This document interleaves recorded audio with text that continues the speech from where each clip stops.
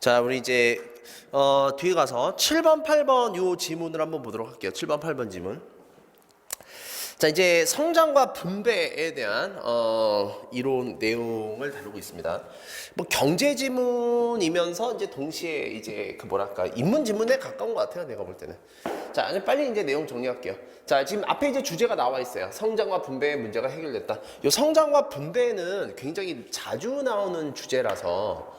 자, 일단 경제의 성장이란 건 뭐냐면 성장은 덩치가 커지는 거예요.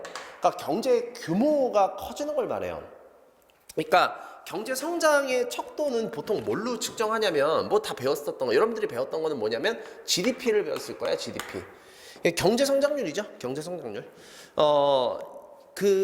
이게 3년 정도 된 데이터이긴 한데 우리나라 경제 성장, 우리나라 GDP가 얼마냐면, GDP라는 게 뭐예요, 근데? 그로스 도메스틱, 그쵸, 프로덕트죠. 그러니까 총 생산량이에요. 우리나라에서 생산하고 있는 모든 부가가치 합입니다. 여기서 말하는 부가가치는 경제적인 이익을 말해요. 쉽게 말해서 내가 물건을, 내가 예를 들어 상추를 재배했다. 상추를 수확했어요. 내가 먹었어. 그럼 자급자족이지. 그러니까 경제 성장이 아니죠. 내가 상추를 재배한 다음에 5,000원 들여서 재배했어요. 근데 저놈한테 10,000원에 팔았습니다. 나한테 5,000원 남았죠? 이제 그게 생산이에요. 그러니까 이런 식으로 발생한 모든 부가가치, 이익의 총합, 요게 GDP가 되는 거예요. 그러니까 우리나라 같은 경우 GDP가 대략 얼마냐면, 얼마 정도 될 것 같아요? 우리나라 GDP? 우리나라 대략 GDP가 대략 얼마냐면 1,300조쯤 됩니다. 1,300조. 우리나라 그다음에 1년 예산이 뭐 추가 예산까지 합치면은 대략 한 400조에서 500조 사이 왔다 갔다 할 수 있어요. 그래서 그러니까 최소한 일단 기본적으로 300조는 기본 예산으로 들어갑니다. 그러니까 300조니까 우리나라, 그쵸, 어떻게 보면 하루에 1조를 쓰는 대단한 나라죠. 그러니까 이렇게, 그러니까 우리 일본 있죠, 가까운 일본. 일본은 얼마냐면 5천조 원이에요, 5천조 원. 잘 사는 나라죠. 대신에 우리는 인구가 5천만이 좀 안 되죠. 그렇죠? 4,700만쯤 되는데 일본은 인구가 1억 3천만이니까. 그렇죠? 1인당 GDP는 또 그렇게 나누죠. 미국이 얼마냐면 미국은 우리나라 이제 1,300~400조라고 한다면 미국 얼마냐면 1경 3천조가 넘어요. 1경. 그러니까 대신 인구는 3억 5천이 좀 안 되고. 그러니까 미국이 굉장히 잘 사는 나라죠. 1인당 잘라보면 GDP를 인구수로 나눠보면 1인당 GDP가 되겠죠. 그렇죠? 무슨 말인지 알겠지? 전체 나라의 GDP를 인구수로 나누면 1인당 GDP가 나오니까 그 나라 사람들이 얼마나 잘 사는가, 이거를 볼 수 있는 거죠. 그러니까 미국은 대략 5만 불가량 나옵니다. 우리나라는 대략 2만 5천 불 이렇게 나오고요. 물론 카타르 같은 나라도 있어요. 카타르 같은 나라는 이제 7만 불, 노르웨이 8만 불 이런 나라들도 있는데 거기는 정말 잘 사는 나라들이고 석유나 이런 자원이 팡팡 터져서 잘 사는 나라들이니까. 그래서 어쨌거나 성장은 그 문제인데 분배라고 하는 건 뭐예요? 분배는 나누는 거예요. 자, 그러니까 이런 거지. 성장률이 아무리 좋은 나라라고 하더라도 분배가 잘못되면, 그러니까 다시 말해서 누구는 돈을 많이 벌고 누구는 돈을 적게 벌면 당연히, 그쵸, 그 나라에 문제가 발생하는 거죠. 그러니까 소득 불평등의 문제가 발생하기 때문에 경제 성장률, 그러니까 이 두 개는 같이 가야 되는 거예요.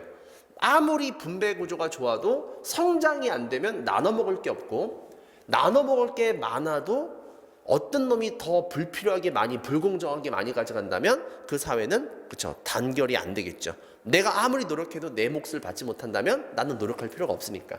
그래서 지금 이제 이 내용을 말하고 있습니다. 그래서 만병통치약으로 칭송되는 게 뭐냐? 기술의 진보다라고 하고 있어요. 이게 이제 핵심 키워드가 되겠죠. 자, 핵심 키워드. 자, 이제 그러면, 자, 이제 이게 이제 키워드가 나온 게 이게 이제 서론이에요. 자, 이제 그러면 먼저 이런 인문지문과 사회과학 지문, 특히 이제 과학 지문도 과학 지문에서, 그러니까 순수과학에 해당하는 것들도 마찬가지인데, 웬만하면은 뭐가 나오냐면 대응되는 대립상이 나옵니다. 그러니까 여기서 성장과 분배가 일단 지금 두 개가 대립되는, 대응하는 쌍이 나오죠. 자, 그리고 기술진보라고 하는 핵심 키워드를 통해서 기술진보다라고 하는 것을 대전제로 깔아놓고 거기에 따른 성장과 분배 얘기로 나눠질 거예요. 자, 그래서 이렇게 나눠서 정리를 해야 됩니다. 자, 그러면 여기 골딩과 가츠가 제시했다 이렇게 돼 있는데, 자, 경주 이론이 있대요. 여기서 경주는 뭐냐면 달리는 거, 경주를 말해요. 레이싱, 이걸 말합니다. 자, 그러니까 말 그대로 기술이 진보하면서 성장과 분배, 즉 공급, 이렇게 설명할게요. 공급과 수요가 서로 경주하면서 성장과 분배가 동시에 달성됐다라고 설명하는 이론이죠. 자, 그런데 여기서 이제 우리 뒤에 문제가 나오긴 하지만 어떤 연구 이론이 나오면 얘들아, 이론이 나오면 여기에 따른 한계점을 지적하는 문제가 반드시 나와. 반드시 나와요. 말 그대로 그러니까 이게 우리 학생들이 너무 내가 좀 성토하는 건 아니고 여러분들이 물론 다 약하죠. 다 약한데 그 중에서도 약한 부분이 몇 개가 있는데 이런 거예요.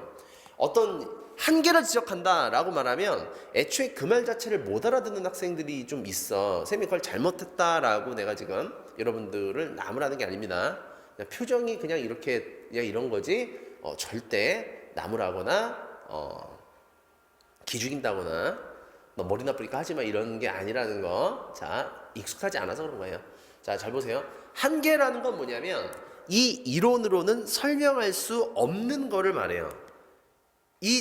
네가 말한 그 이론이 굉장히 과학적이고 다 좋은데 근데 그걸로는 설명하지 못하는 몇몇 케이스가 있어 라고 말하는 게 한계인 거죠. 한계점. 무슨 말인지 알겠지? 자, 그래서 자, 어떤 건지 한번 보자면 이제 여기 이제 쭉 뭐 숙련 프리미엄이니 이런 얘기를 하고 있어요. 숙련 프리미엄. 자, 그럼 얘들아 여기를 자, 한번 볼게. 이 내용을 한번 정리를 한번 해볼게. 자, 기본적으로 자, 여기 이제 숙련공이 있어요. 숙련 프리미엄이다라고 했는데 숙련됐다는 건 뭐야? 익었다는 얘기잖아, 그렇지? 그러니까 잘한다는 얘기죠, 그렇죠? 그러니까 일반적으로 하는 게 아니라 정말 잘한다라는 소리잖아, 그렇지? 그러니까 숙련 프리미엄은 뭐가 결정하냐면 교육의 정도가 결정한대. 그러니까 교육의 정도가 숙련 프리미엄을 만들고 이게 뭐가 되냐면 노동에 뭐가 되는 거야? 공급이 된다라는 거죠. 자, 근데 지금 여기서는 나와 있지는 않은데 얘들아 노동시장이라고 하는 건 그러니까 노동이라고 하는 게 왜 그러니까 우린 다 에브리바디 대부분 그쵸 노동자가 돼요. 나도 노동자죠. 여러분들 아버님 부모님들도 회사 나가시면 노동자인 거죠, 그쵸? 아, 뭐 임원이라고 해도 노동자지 뭐 그렇다고 회사 주인은 아니잖아, 그치? 그러니까 뭐 우리 아버지는 가게 하시는데요, 자영업인데요. 자영업이라고 하지만 사실은 노동자죠, 그게. 노동을 해야지만 먹고 사는 거죠. 그러니까 우리는 에브리바디 노동자예요.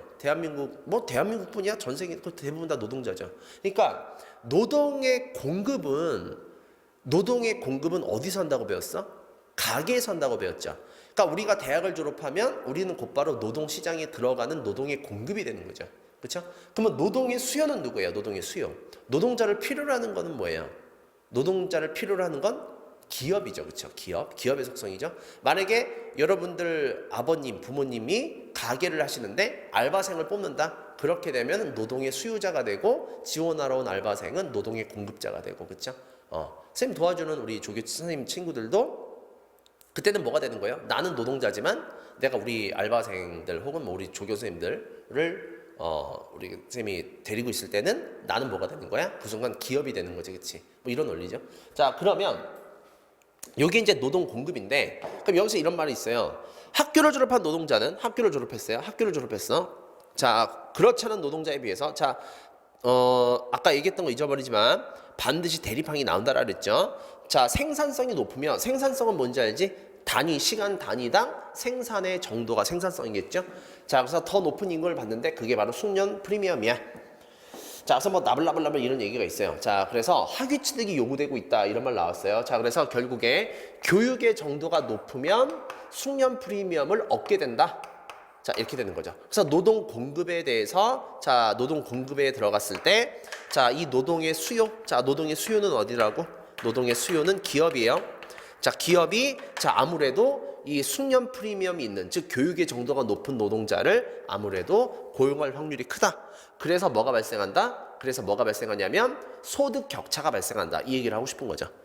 자, 요약해 볼게. 소득 격차가 발생하는 이유는 자, 골든과 가스가 뭐라고 제시하고 있어요? 소득 격차가 발생하는 이유는 교육의 정도 때문이야. 교육의 정도가 높은 애들이 아무래도 숙련 프리미엄을 인정받아서 노동시장에서 아무래도 더 높은 보수를 받을 수 있어. 왜? 생산성이 높다라고 인정되기 때문이야. 이렇게 하는 거죠. 그래서 경주이론이라고 하는 거라서. 왜 경주이론이야? 서로 교육의 정도를 높이기 위해서 경쟁하는 거죠. 자, 그래서 경주이론이 되는 거예요. 됐어? 자, 이제 그러면 여기까지 됐으면 뭐 다 했어요. 자, 이제 그러면 자, 뭐 증가 속도 뭐 어쩌고저쩌고 자, 반면 뭐 부침을 보였고 뭐 이런 얘기 나오는데 자, 이제 이 부분 있죠? 자, 이 제일 어려워하는 이 부분 80년대부터 둔화됐고 자, 이 부분 있죠? 자, 여기에 대한 설명을 좀 해볼게요. 자, 지금 1910년은 뭐 여기서 풀뿌리 운동 뭐 이런 나오는데 그냥 뭐 요 얘기부터 먼저 합시다. 그래. 자, 이 얘기는 이렇게 보시면 될 것 같아요. 잘 봐. 지금 여기다 써볼게요. 여기다 써볼게요. 자, 지금 1980년대를 기준으로 해서 자, 어떻게 돼 있냐면 이렇게 설명하고 있어요. 자, 노동의 이렇게 공급은 노동의 공급이 이 공급 곡선이죠. 자, 노동 공급. 그러니까 공급이니까 이게 숙련 프리미엄이에요. 노동 공급. 자, 이거는 점점 둔화되고 있대요. 둔화되고 있고. 그렇죠? 자, 그리고 반면에 어떻게 되냐면 반면에 잘못 설명했구나. 자, 쏘리. 자, 잘못 정리했죠? 자, 요게 자, 노동의 수요죠. 그렇죠? 자, 80년을 기점으로 노동의 수요는 점점 자, 줄어들고 있고 그다음에 반대로 노동의 공급은 80년대를 기점으로 해서 점점 늘어나고 있다. 자, 이렇게 돼 있습니다. 자, 그래서 1980년에 그쵸? 자, 크로스가 발생했죠. 그쵸? 뭐 이걸 데드 크로스라고 할지 골든 크로스라고 할지 모르겠지만 자, 크로싱이 발생했어요. 자, 무슨 말이냐면 자, 얘가 이제 뭐라고 설명하냐면 자, 80년 이후에 나타난 숙련 프리미엄의 확대, 곧 교육에 따른 임금 격차의 확충은 공급 증가율 하락에 의한 것으로 보았다. 이런 분석 결과에 따라 소득 불평등이 교육에 따른 임금 격차에 설명됐다는 결합됨으로써 경제 성장과 소득 불평등은 경주에 설명될 수 있었다라고 했습니다. 자, 그럼 이게 무슨 말이냐면 자, 80년대 지나서 어떻게 됐냐면 자, 이렇게 돼 있어요. 자, 숙련 프리미엄이 이제 축소됐고 공급이 더 빠르게 늘어났대요. 공급이 빠르게 늘어났대. 숙련 노동자들이 많아졌대. 그러면 자, 여기 80년대 이유식이 있지. 공급이 많아, 수요가 더 많아? 공급이 더 많죠. 쉽게 말하면 취직하려는 사람이 더 많죠. 취직하려는 사람이 더 많고 그 다음에 노동자를 뽑는 기업의 수는 줄어들었다라고 하는 거죠. 그렇죠? 자, 그래서 교육에 따른 임금 격차에 설명됐다. 그래서 이게 공급 증가율 하락에 의한 것으로 보았다. 이게 이제 이 그래프로 설명이 되는 거죠. 자, 그래서 숙련 노동자의 공급이 빠르게 늘어나서 자, 숙련 프리미엄이 축소됐다. 그러니까 80년대 이후로는 대부분의 노동자들이 그렇죠. 교육 수준이 높기 때문에 숙련 프리미엄의 어떤 정도가 좀 흔해졌다. 그렇죠. 이게 쉽게 말하면 이제는 대줄자가 많아졌다. 그러니까 너도 나도 다 대학을 졸업했기 때문에 그렇죠. 굉장히 숙련 프리미엄 이거 자체가 인정받기가 좀 어려워졌다. 뭐 이런 얘기를 하는 것 같아요. 자, 그래서 이 얘기가 나오고요. 자, 이제 그럼 이거 지울게. 자, 이거 지울게. 이제 80년대까지 이렇게 이제 설명을 할 수가 있었대. 자, 이제 그러면 넘어가서 자, 이런 건 어디서 나왔을까? 골든과 까츠는 자, 이와 관련해 1910년대를 기준으로 본격화되었던 중고등학교 대중교육에 주목한다. 19세기 말 경쟁이 나타나서 뭐 사다리가 나오고 뭐 풀뿌리 운동으로 확산되고 자, 뭐 지방정부와 독자적 재산세를 얻어서 뭐 중등교육관을 신설하고 뭐 어쨌거나 이 부분 전부 다 뭐냐면 교육의 수준이 높아졌다라는 거죠. 교육의 수준이 높아졌다라는 거는 결국에 너도 나도 그쵸? 교육의 혜택을 받을 수 있었고 그러다 보니까 숙련 노동자, 그러니까 쉽게 말하면 이렇게 여기서부터는 이렇게 해석할 수 있을 것 같아요. 자, 잘 봐. 기술이 발전하죠. 자, 기술이 계속 발달해요. 기술의 발달 속도가 계속 늘어납니다. 이렇게 늘어나요. 그죠? 자, 그런데 이 신기술이 발달하면 이 신기술을 배워야 되는 자, 뭐가 있어야 돼? 숙련 노동자들이 필요하잖아. 그치? 숙련 노동자. 여기 필요하죠. 그쵸? 자, 그러면 이렇게 되는 거지. 기술의 발전 속도와 숙련 노동자의 증가 속도를 비교를 해봤을 때 어떻게 되느냐? 전반적으로 교육의 정도가 높기 때문에 숙련 노동자는 좀 전반적으로 늘어나긴 했지만 기술의 발전 속도가 더더욱 이제 심화되고 가파르게 변화하면서 자, 이거 맨 마지막 이걸 뒷받침하는 제도 정책, 새로운 신기술에 출현하는 동태적 상호작용 속에서 자. 이 양상이 어떻게 달라질 수 있는가에 대한 중요한 이론적 증거를 제공해 준다라고 되어 있어요. 그래서 결국에 숙련 노동자를 얼마만큼 기술 발달 속도에 맞게 키워낼 것인가, 이게 관건이다. 자, 이런 얘기를 하고 있는 것 같아요. 그래서 이제 마지막에 이 이론의 의의를 설명하면서 끝내고 있습니다. 자, 그러면 자, 볼게요. 자, 우리 이제 1, 2, 3번이 있는데 기억 1, 3번 7, 8, 9번이네요. 그죠? 7, 8, 9번. 자, 우리 좀 어려운 거 뭐 있었는지 모르겠는데 7번부터 한번 볼까요? 7번.